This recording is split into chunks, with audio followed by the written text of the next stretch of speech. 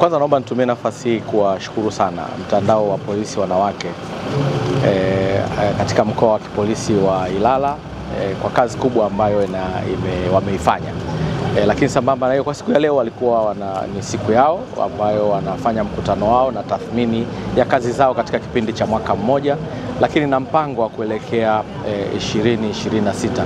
Hivyo tumetumia nafasi hii kuwapongeza na kuwashukuru kwa kazi kubwa wanaoifanya, kwanza kulinda usalama wa nchi yetu, lakini pia kumtetea na kumlinda Rais wa Jamhuri ya Muungano wa Tanzania ambaye pia ni Amiri Jeshi Mkuu. Ambapo pia katika siku ya leo tumetumia nafasi hiyo pia kumshukuru Rais wa Jamhuri ya Muungano wa Tanzania kwa kuendelea kuona wanawake wengi na kuendelea kuwapa nafasi nyingi. Na kitu ambacho wanakifanya leo pia ni kutoa shukrani kwa rais wetu kwa kila ambacho anafanya, na mtu anapotoa shukrani maana yake ni kwamba anaomba wanawake wengi pia waendelewe kuaminiwa na kupewa nafasi. Na kitu ambacho tumewaambia leo ni kwamba hata sisi tunachokiamini ni kwamba unapokuwa askari ni wito, na ni wito ambao unatoka moyoni. Na unapokuwa askari mwanamke ni zaidi ya wito wa askari wa kiume, kwa sababu askari mwanamke anapata changamoto nyingi, kwanza kwenye nafasi yake ya kustruggle kuweza kupata nafasi mbalimbali za kuteuliwa na kuonwa, licha ya kuwa kwamba atakaoweza kuweka rekodi. Tofauti na mwanaume unaweza kupata nafasi kwa ajili ya rekodi, lakini mwanamke ana ziada zaidi ya hapo ambao lazima apambane kuhakikisha kwamba anaweza kupata na kutambulika.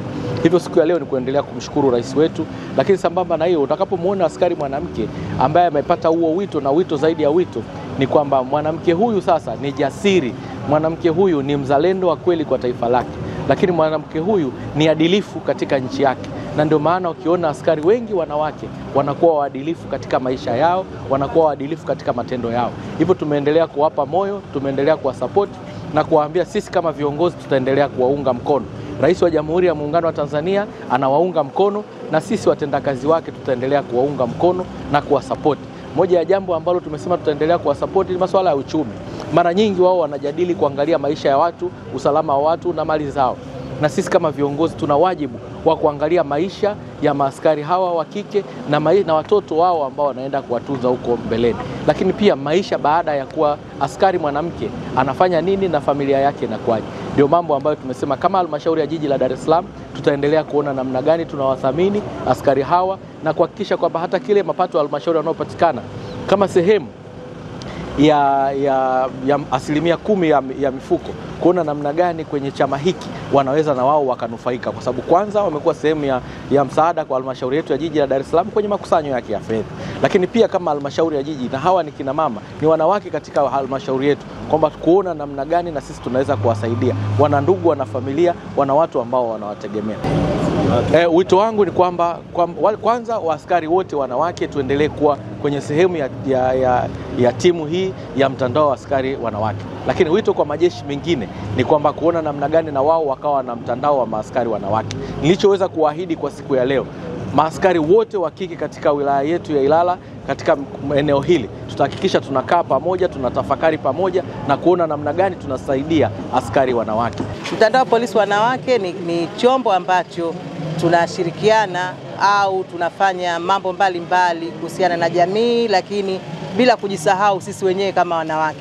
Tunajua kwamba wanawake mbali ya kazi zinazotukabili, lakini pia ni walezi wa familia.